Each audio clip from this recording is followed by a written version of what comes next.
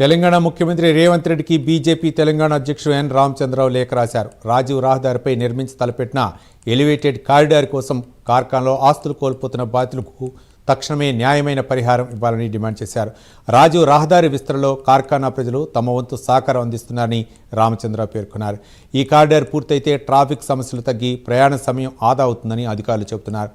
ఇళ్లు, వాణిజ్య ఆస్తులు కోల్పోతున్న వారికి ప్రస్తుత మార్కెట్ విలువ ఆధారంగా పరిహారం పెంచాలని ప్రభుత్వాన్ని కోరారు.